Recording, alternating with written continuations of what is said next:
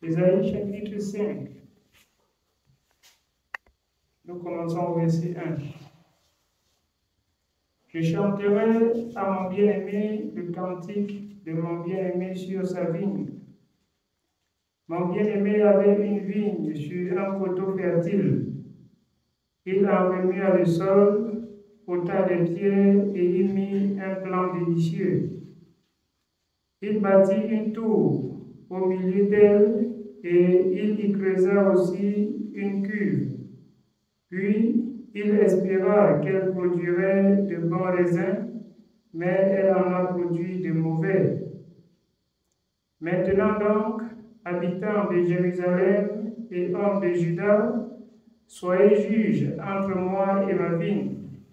Amen.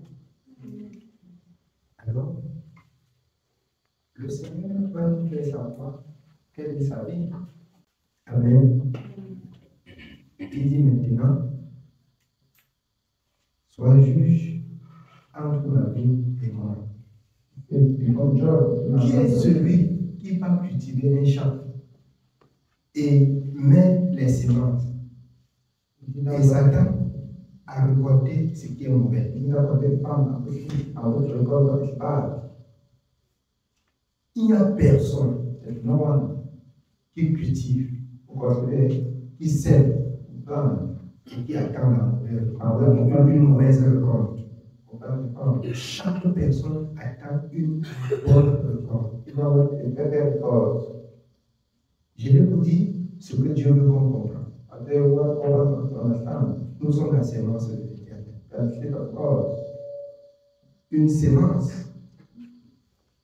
Une sémence de l'Éternel, et que l'Éternel a mis en sa sémence la sagesse, que l'Éternel est en communication avec son champ, que l'Éternel entretient son champ. D'où bien que ça ne marche pas. D'où bien que ça porte de mauvais fruits. Personne ne travaille pour attendre une mauvaise rendement. Le Seigneur lui-même a dit, l'ouvrier mérite.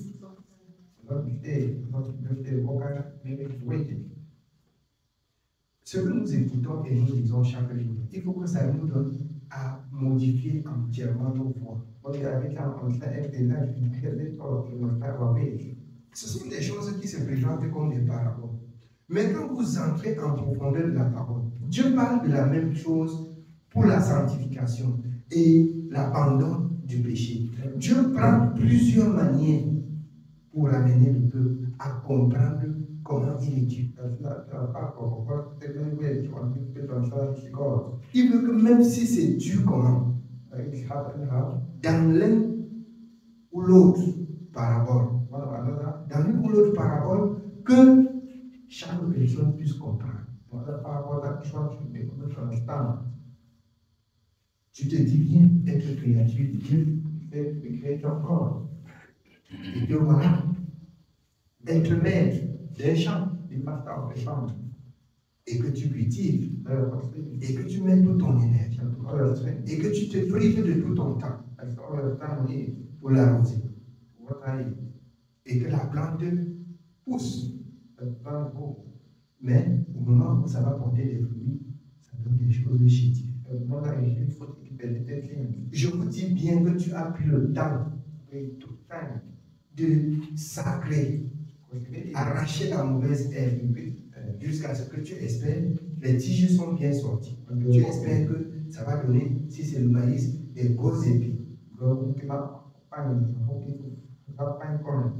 Après, tu vois, ça sort les bouffons. C'est ce qu'on disait au village, quand ça grossit comme ça, tu viens toucher, on la sent dedans, c'est gâté, c'est ça? Amen. Tu trouves tout comme ça là. Quelle serait ta réaction sur la force que tu as déployée pour ton champ? Dieu a créé l'homme à son image et à sa ressemblance. Et l'entretien du champ. Je vais vous dire, quand chaque personne va mal, il criait l'Éternel. L'Éternel en pitié. Mais au moment où il faut faire ce que Dieu dit, chacun est maître de soi-même. C'est ici le chant de l'Éternel qui refuse de porter le fruit digne de ce que l'Éternel attend. Oui, bien évidemment, on continue. Nous continuons au verset 4. Qu'y avait-il encore à faire à ma vigne que je n'ai pas fait pour elle? Pourquoi, quand j'ai espéré qu'elle produirait de bons raisins, en a-t-elle produit de mauvais? Je vous dirai maintenant ce que je vais faire à ma vigne. J'en arracherai la haie pour qu'elle soit broutée. J'en abattrai la clôture pour qu'elle soit foulée aux pieds. Je la réduirai en ruine. Elle ne sera plus taillée ni cultivée. Écoutons très bien. Nous comprenons par là que le chant est une clôture. Dieu dit qu'il va maintenant à la destruction de la clôture. Quand même les animaux entrent là, ils détruisent. Parce que ça ne sert à rien. Si le maïs n'a pas donné, que le champ là, qu'on abandonne, que ça se détruit, qu'on foule, qu'on coupe. Vous comprenez pourquoi? Dans Jean 14, dans Jean 15, il dit qu'on doit ramasser la paille et jeter. Il dit qu'il est là et nous sommes des branches. Et toutes les branches qui ne portent pas de fruits, dans Jean 15, on taille, ça sèche, on brûle. Et qu'on brûle. Toute ma pensée jour et nuit, c'est que je voulais me lever un jour comme ça. Je trouve que les enfants de Dieu, que chacun est capable. Je dis bien que chacun est capable de s'abstenir et de faire ce qui est bien. Ça va me donner Dieu. Ça va me donner Dieu. Et je crois que c'est le jour-là qu'on va commencer à sortir pour prêcher. C'est le jour-là qu'on va commencer à sortir pour prêcher. Au lieu de concentrer le temps pour dire ce qu'on devrait faire, on concentre le temps pour aller dire aux autres ce qu'ils doivent faire.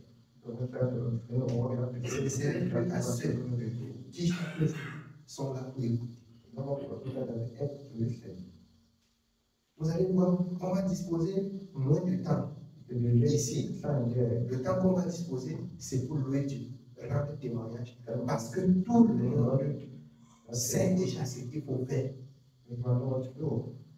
Aujourd'hui, Seigneur, donne-moi la force. Seigneur, donne-moi la force. L'année prochaine, Seigneur, donne-moi la force. Seigneur, pardonne-moi.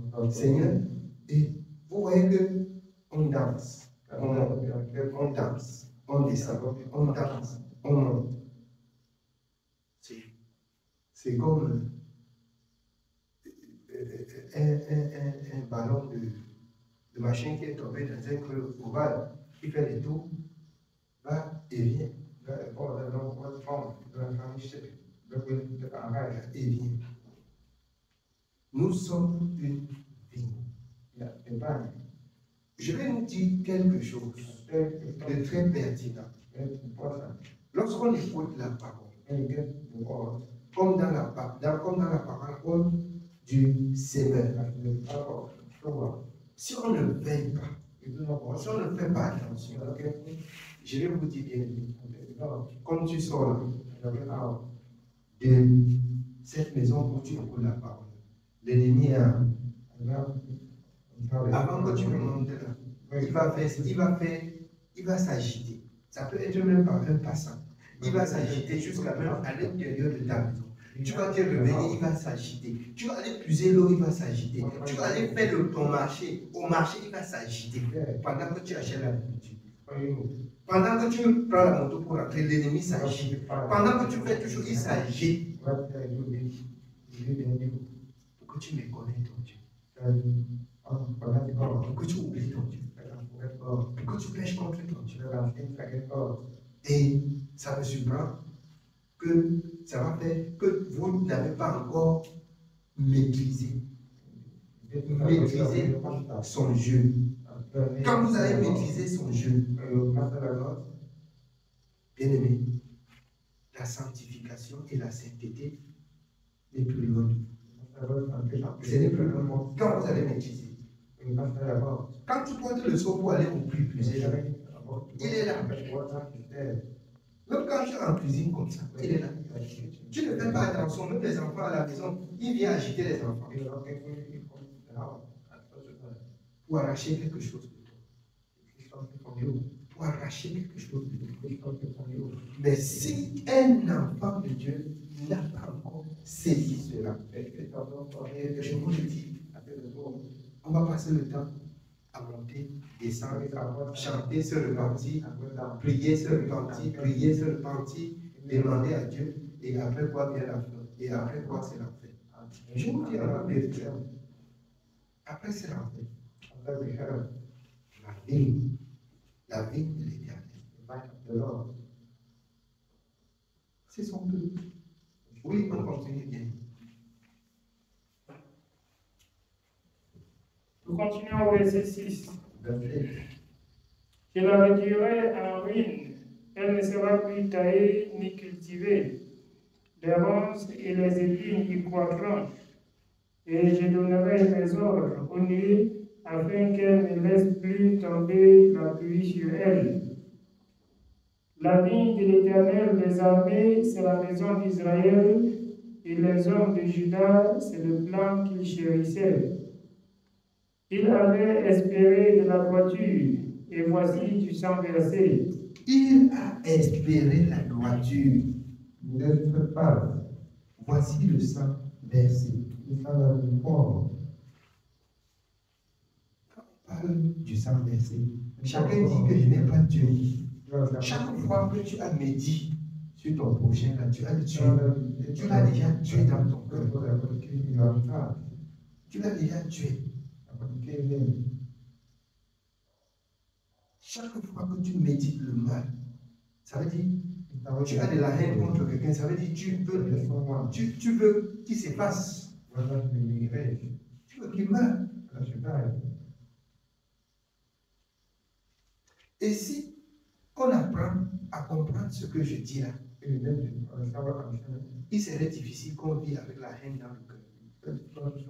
Il serait très difficile de vivre avec la haine dans son cœur. Très difficile.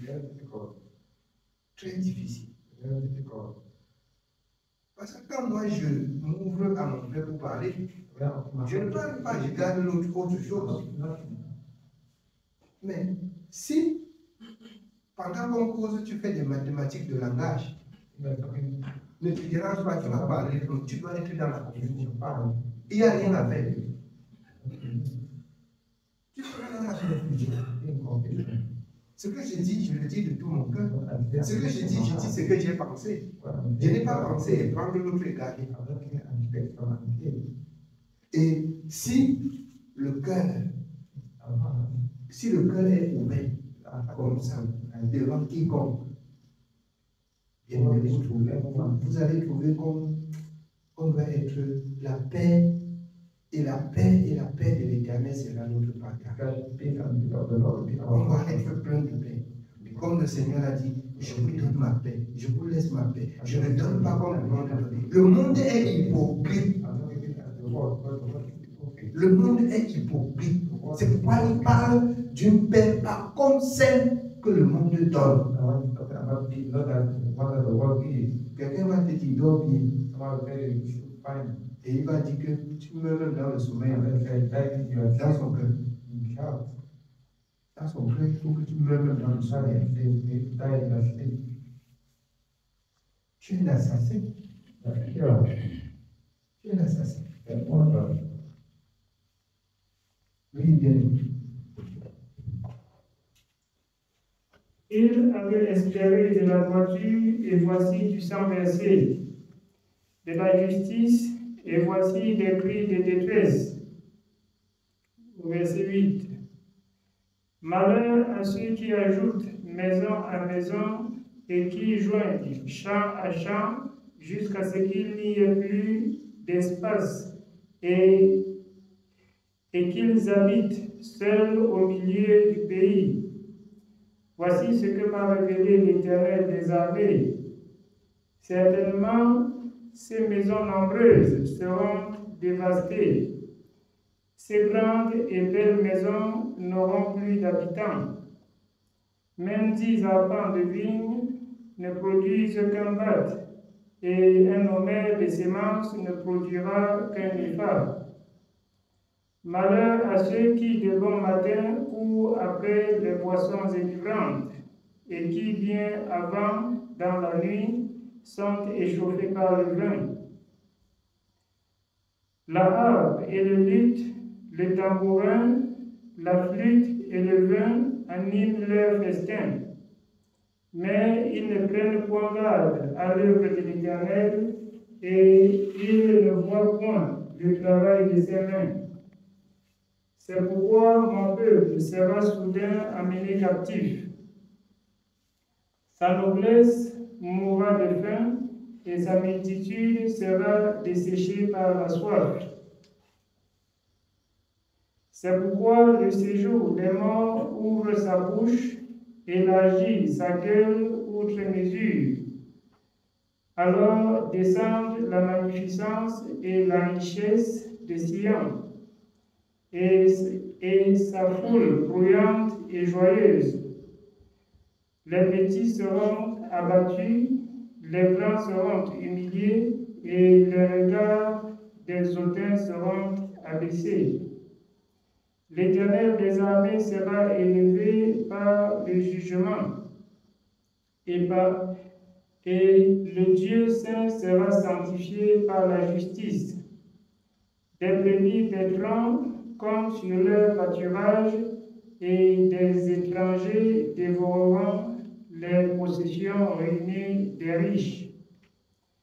Malheur à ceux qui tirent l'iniquité avec les cordes du vice, et le péché avec les traits d'un char, et qui disent qu'il hâte, qu'il accélère son œuvre afin que nous la voyions, que le décret du Saint d'Israël arrive et s'exécute, afin que nous le connaissions. Malheur à ceux qui appellent le mal bien et le bien mal, qui changent les ténèbres en lumière et la lumière en ténèbres, qui changent l'amertume en douceur et la douceur en amertume. Malheur à ceux qui sont sages à leurs yeux et qui se croient intelligents. Malheur à ceux qui ont de la bravoure pour boire du vin et de la vaillance pour mêler des liqueurs fortes, qui justifient le coupable pour un présent et enlèvent aux innocents leur droit.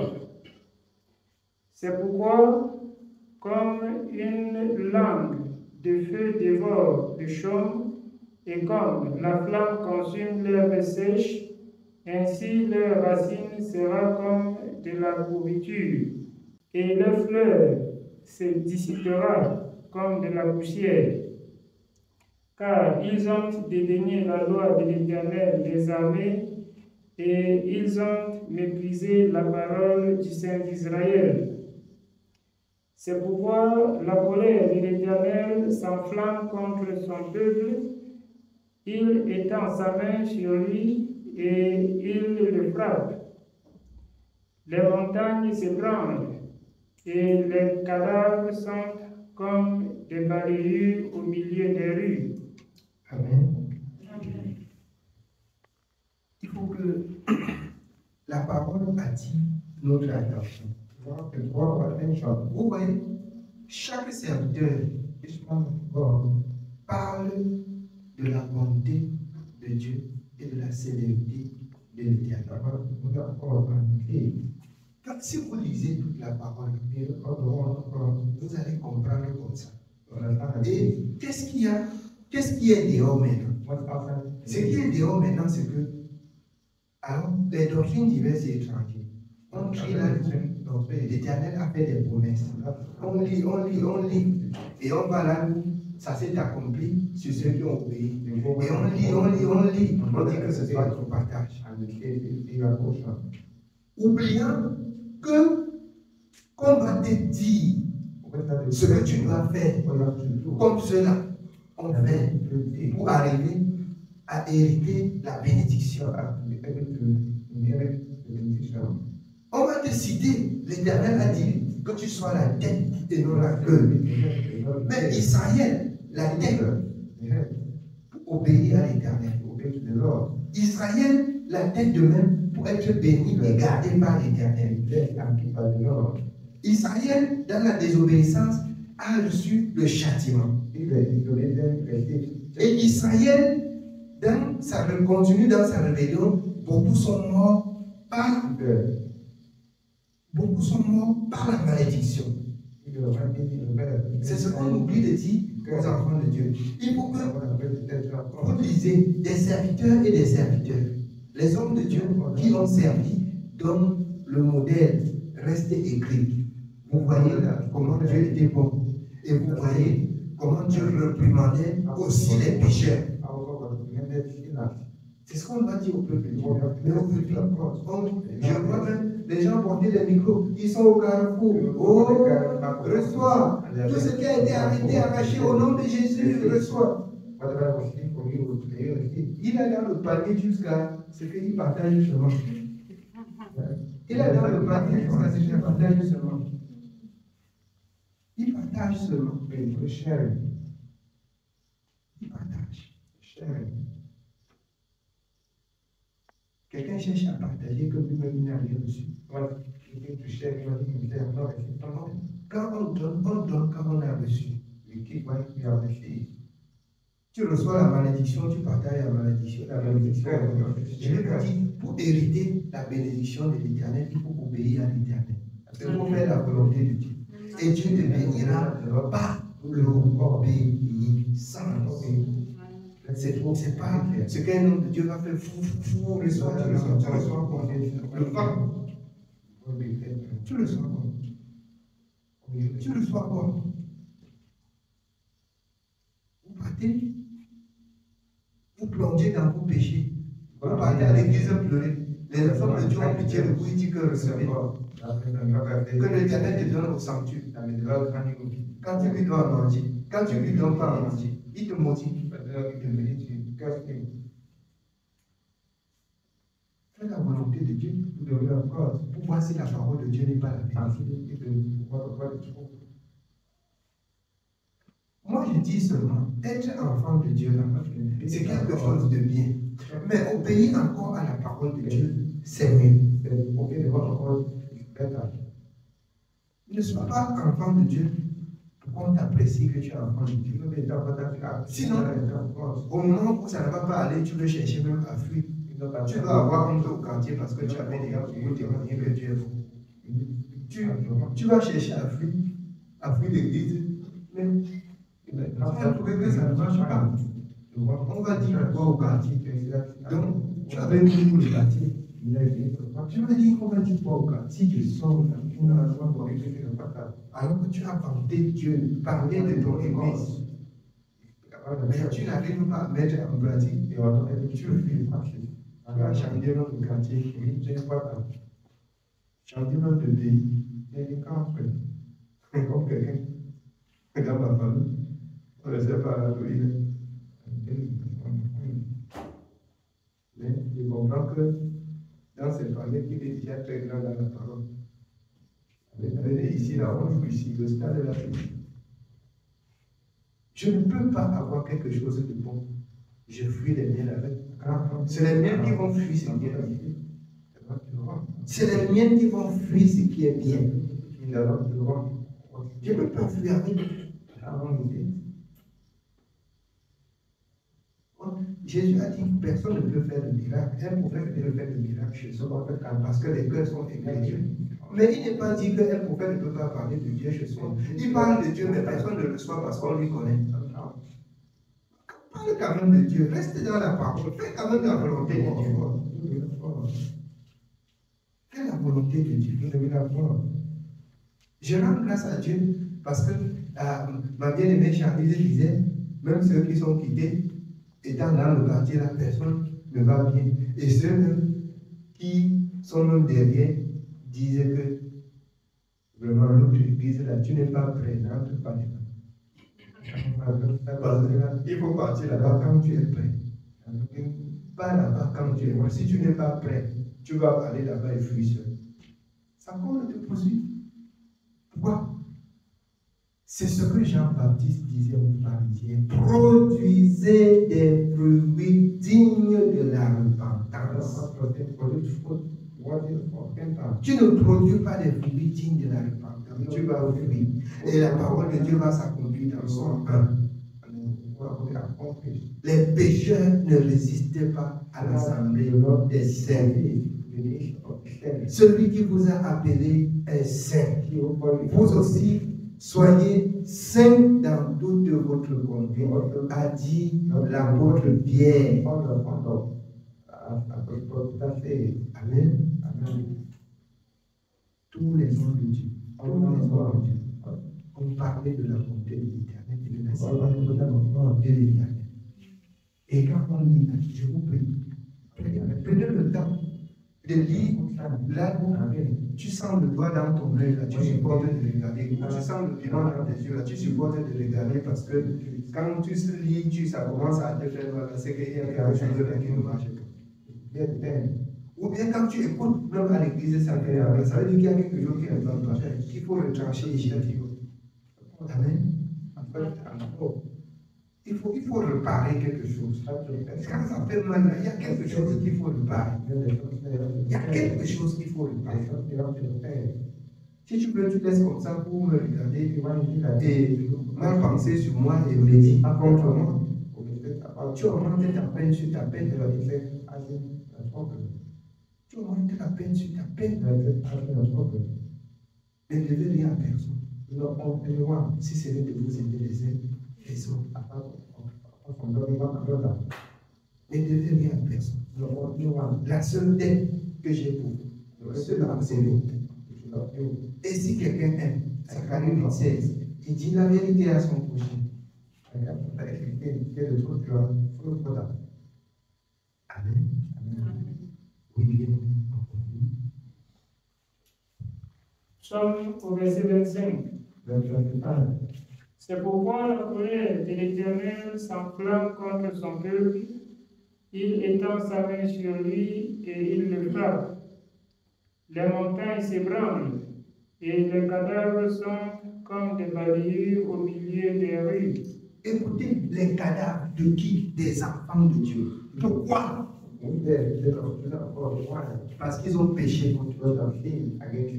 Parce qu'ils n'ont pas obéi à la parole de Dieu. Il faut qu'on comprenne bien. Il faut qu'on comprenne bien. Notre passage ici dans les religions, on ne lit pas. On dit que c'était la loi. Et si vous voulez encore trop exiger là-dessus, on va vous indiquer là que c'était en Israël. Ou bien que Israël c'est l'homme et que cette chose-là est prête à t'arriver si jamais tu ne prends pas garde comme les autres. Israël c'est toi-même. Israël c'est toi en personne. Donc c'est prêt encore, ces choses sont encore prêtes à se reproduire si tu es rebelle. Si tu es incrédule, ces choses sont prêtes à se reproduire. Amen. Oui, bien.